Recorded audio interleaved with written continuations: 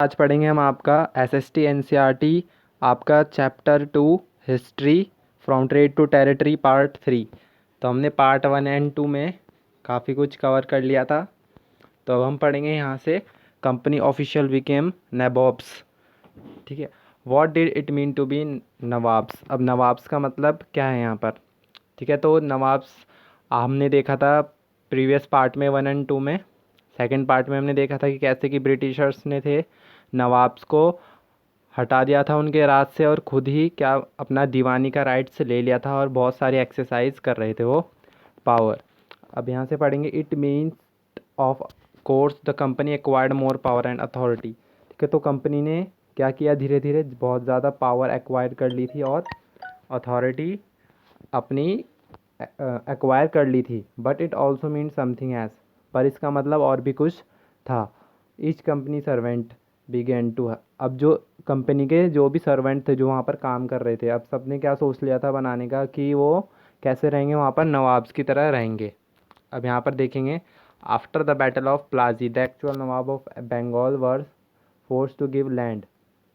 ठीक है, जब बैटल ऑफ प्लाजी जीत ली गई थी, ठीक है, तो जो नवाब ऑफ बंगाल है उन्हें फोर्स किया गया कि वो अपनी ज़मीन दे दें और जितना भी मतलब पैसा है ज़्यादा से ज़्यादा पैसा वो दें और पर्सनल गिफ्ट किसे कंपनी ऑफिशल्स को दें जो ब्रिटिशर्स थे। ठीक है, जो रॉबर्ट क्लाइव थे himself amaze the Fortune in India, उन्होंने खुद से भी क्या किया था, बहुत सारा खजाना मीन्स बहुत सारे पैसे इकट्ठे कर लिए थे इंडिया से। He had come to Madras.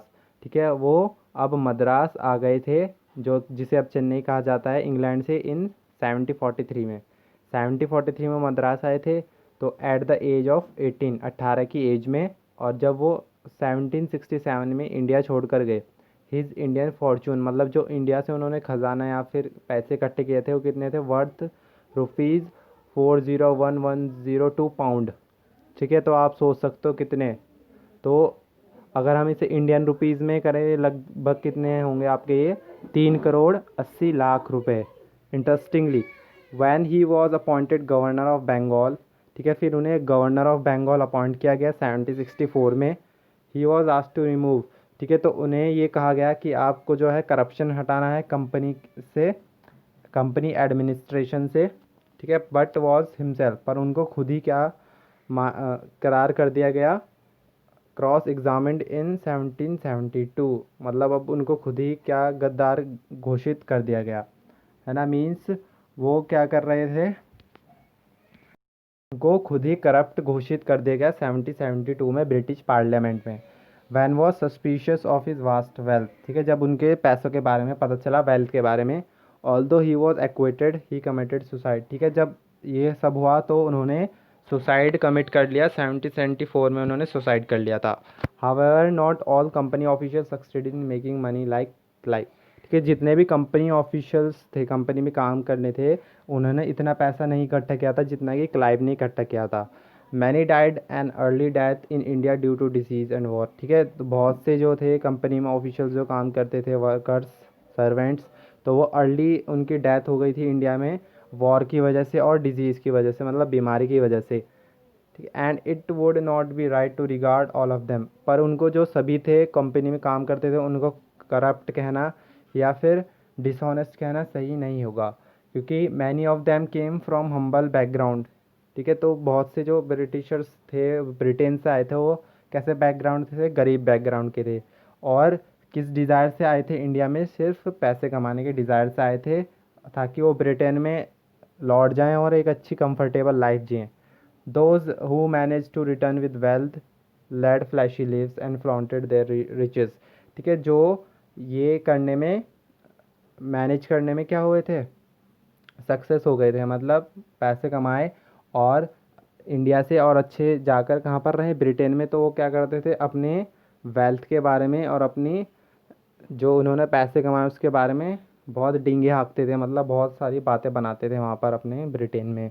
They were called नैबॉब्स, तो इन्हें ही नैबॉब्स कहा जाता था जो इंडिया से पैसा इकट्ठा करके ब्रिटेन में कंफर्टेबल लाइफ करते थे अपने। ठीक है, तो उन्हें नैबॉब्स कहा जाता था।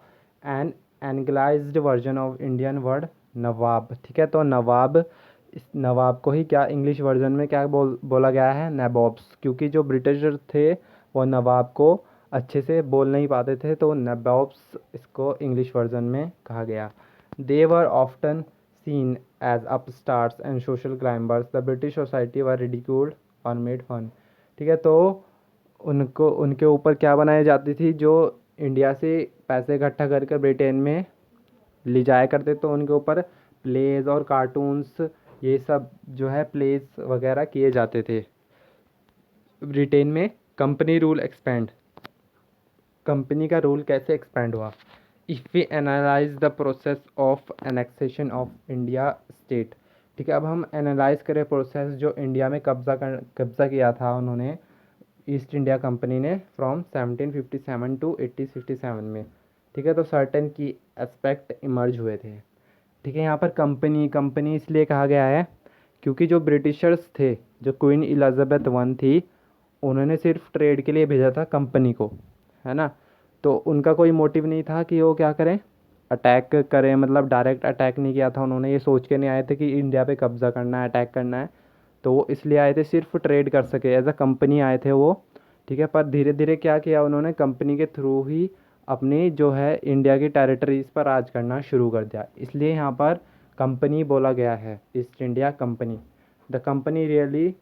ठीक है, तो यहाँ पर यही बताया गया है कि मिलिट्री अटैक जो था अननोन था टेरिटरी पर।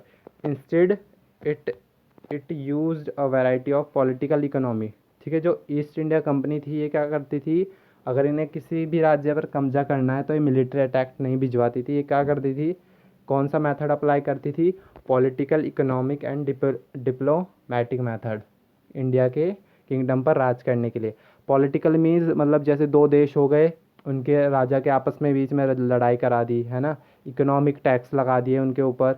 और डिप्लोमेटिक मीन्स क्या करते थे, आगे पढ़ेंगे हम, यहाँ पर सब्सिडरी मेथड है इनका एक। ठीक है, तो सब्सिडरी मेथड लगा देते थे।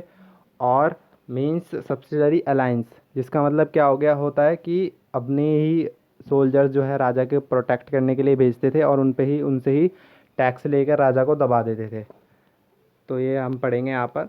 After the battle of Buxar the company appointed residents in India states. ठीक है, तो उन्होंने सिर्फ जैसे कि बंगाल में ही अभी जो है कुछ ही स्टेट्स पर राज किया था, जैसे बंगाल हो गए, है ना।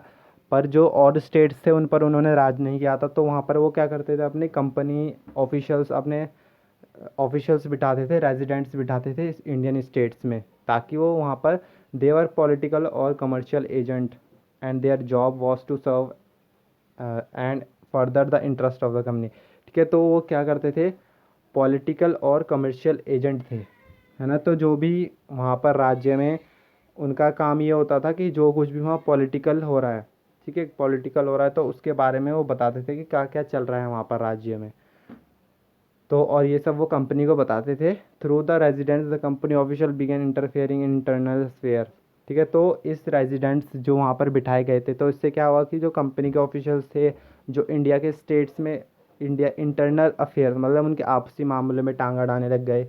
दे ट्राई टू डिसाइड हु, और वो क्या फैसला खुद से करने लग गए कि जो अब जो है इसके बाद जो है राजा कौन बनेगा, कौन इसकी गद्दी पर बैठेगा, and who was to be appointed as administration post. ठीक है, और जो वहाँ की पोस्ट है एडमिनिस्ट्रेटिव, ठीक है, जो ऑफिशियल्स की पोस्ट पर वहाँ पर कौन बैठेगा, तो ये सब कंपनी डिसाइड करने लग गई थी। Sometime the company force the state into a subsidy alliance.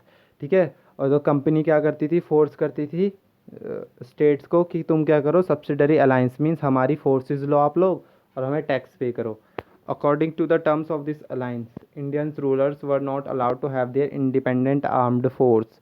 ठीक है, तो जैसे कि हमने पढ़ा अभी कि इसमें क्या होता था कि जो कंपनी जो राजा को अलाउ नहीं करने देती थी कि वो अपनी खुद की आर्मी रखे, मतलब खुद के सैनिक रखे अपने आप को प्रोटेक्ट करने के लिए, उन्हें ब्रिटिश से क्या करना पड़ता था, सैनिक जो उनकी आर्मी से उनको प्रोटेक्ट कराना पड़ता था।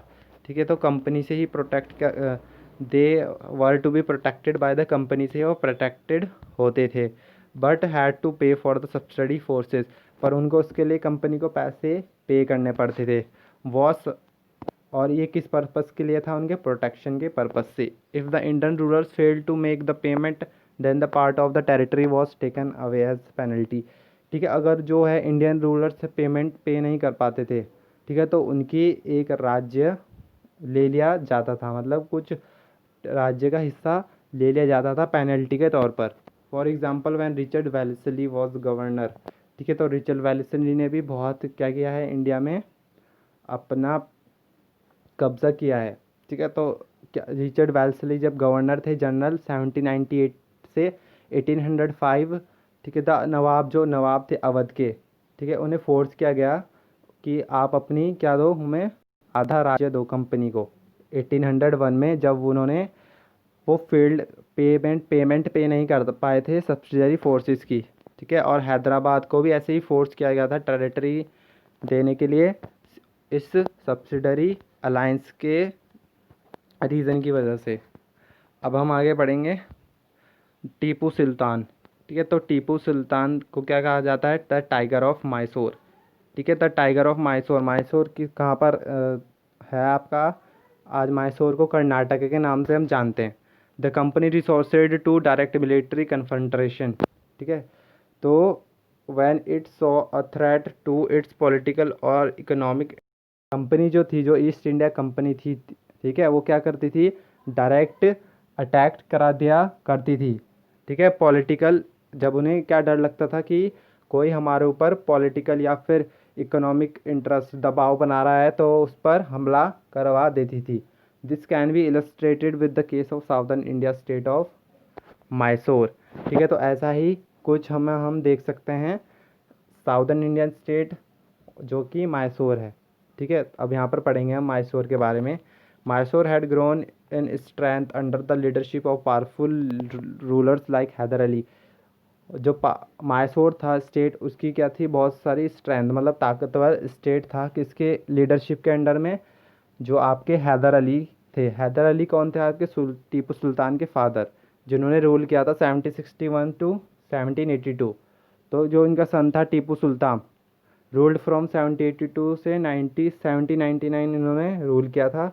Mysore control the profitable trade of the Malabar coast where the company purchase pepper and cardamom, ठीक है। तो मैसूर ने क्या कंट्रोल किया था, वहाँ पे जो ट्रेड करते थे वो मालाबार कोस्ट में, ठीक है। तो वहाँ से उन्हें बहुत प्रॉफिट होता था, ठीक है। मतलब कंट्रोल वहाँ पे बहुत अच्छा खासा था उनका। और जो कंपनी है ईस्ट इंडिया कंपनी, वहाँ से क्या परचेज करती थी, जो आपके पेपर हो गए, पेपर और कार्डमम। पेपर मीन्स जो आपकी स्पाइसेस हो गई, मिर्च, और आपकी जैसे इलायची। In 1785 Tipu Sultan stop the export of sandalwood, pepper and cardamom ports of his kingdom, ठीक है। 1785 में क्या हुआ, टीपू सुल्तान ने एक्सपोर्ट वहाँ पर जो था सैंडलवुड चंदन का, पेपर मिर्च और कार्डमम, ठीक है, आपकी इलायची का एक्सपोर्ट बंद करा दिया वहाँ पर 1785 से अपने किंगडम से। And disallowed the local merchant from trading with the company, ठीक है। और जो वहाँ के मर्चेंट थे, लोकल मर्चेंट जो ये काम किया करते थे ट्रेड का, उन्हें भी मना कर दिया कि तुम्हें कंपनी के साथ अब कोई भी जो है एक्सपोर्ट इंपोर्ट नहीं करना है, मतलब अब कोई भी काम नहीं रखना है। He also establish a close relationship with the French in India and modernise his army with their help, ठीक है। तो फ्रेंच के मदद से उन्होंने क्या किया था, अपनी आर्मी को मॉडर्नाइज कर दिया था, ठीक है। अब उनकी आर्मी जो है डेवलप हो चुकी थी। The British were furious, they saw Haider and Tipu as ambitious arrogant and dangerous, ठीक है। तो अब जो है वो बौखला गए थे, ब्रिटिशर थे, उन्हें थोड़ा डर लग रहा था, क्योंकि जो हैदर और टीपू थे वो क्या थे, बहुत उनके लिए एरोगेंट, जो उनके लिए खतरे का एक साइन बन रहे थे। Rulers who had to be control and crush, तो वो क्या सोचते थे कि इन्हें क्या करना है, हमें कंट्रोल करना है और इन्हें क्रश करना है, मार देना है। 4 Wars were fought with Mysore, ठीक है। 4 वॉर जो है लड़ाइयाँ लड़ी गई मैसूर के साथ 1767 से 1799 तक, ठीक है। तो जो लास्ट बैटल हुई, बैटल ऑफ श्रीरंगपट्टनम, ठीक है। तो इसमें जो कंपनी थी वो अल्टीमेटली जीत गई। टीपू सुल्तान को किल्ड कर दिया गया डिफेंडिंग द कैपिटल श्रीरंगपट्टनम में, ठीक है। तो वो श्रीरंगपट्टनम को डिफेंड बचाते बचाते जो है वो किल्ड हो गए थे। Mysore was killed, Mysore was placed under the former ruling dynasty of the Wodeyars, ठीक है। इससे पहले जो था मैसूर को कौन रूल करता था, वोडेयार्स। अब क्या हुआ, दोबारा से जो है वोडेयार्स को जो है, जो ईस्ट इंडिया कंपनी थी, उन्होंने उनका स्टेट मैसूर सौंप दिया था। और उन पर भी क्या लगा दी थी, सब्सिडरी अलाइंस, मीन्स उन्हें भी वो अपनी फोर्सेस प्रोवाइड करते थे और वहाँ से टैक्स इकट्ठा करते थे उस स्टेट पर, मैसूर के स्टेट्स पर। ठीक है, तो यहाँ पर देखेंगे टीपूज टॉय टाइगर। ठीक है, ये टाइगर टीपूज टॉय टाइगर है, ये जो है टीपू सुल्तान ने बनवाया था। ठीक है, तो ये अब कहाँ पर है आपका, कौन सी म्यूज़ियम में है, विक्टोरिया एंड अल्बर्ट म्यूज़ियम में है लंदन में। ठीक है, तो यहाँ पर एक ब्रिटिश है, उसके ऊपर शेर बिठाया गया है, तो ये टीपू सुल्तान ने बनवाया था। अब हम यहाँ पर देखते हैं, और यहाँ पर देखिए जो आपके टीपू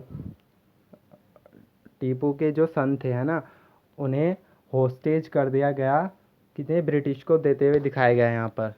तो यहाँ पर क्या दिखाया गया है कि Cornwallis receiving the sons of Tipu Sultan hostage. ठीक है, तो होस्टेज के तौर पर उनके सन को रिसीव कर रहे हैं कॉर्नवालिस। ठीक है, बाय डैनियल ओरमी, ये किसने बनाई है, डैनियल ओरमी ने 1793 में। ठीक है, कंपनी वर्स फोर्स, तो कंपनी की फोर्सेस थी बहुत बार डिफीट हुई थी, मतलब हार चुकी थी हैदर अली से और टीपू सुल्तान से कुछ बैटल्स में, पर जो 1792 में attacked by the combined forces of Maratha की जो फोर्स थी, निज़ाम की जो फोर्स थी हैदराबाद की, उन्होंने कंपनीज के ऊपर मिलकर अटैक किया था। ठीक है, तभी जो है उनको हरा पाए थे, क्योंकि कंपनी किस किस के साथ अटैक किया था, मराठास के साथ और निज़ाम के साथ हैदराबाद के थे जो। तो टीपू को फोर्स किया गया था, as a sign of treaty वो अपने दो बच्चों को उन्हें होस्टेज के तौर पर उन्होंने सौंप दिया। British painters always liked painting scenes. ठीक है, तो ब्रिटिशर्स थे, उन्हें पेंटिंग सीन्स बहुत अच्छे लगते थे, तो उन्होंने ये किस तौर पर बनवाई है, ताकि उनकी जो जीत है वो उनको दर्शा सके। ठीक है, तो ये है। ओके स्टूडेंट्स, अब पढ़ेंगे हम आपका नेक्स्ट पार्ट में। Thank you.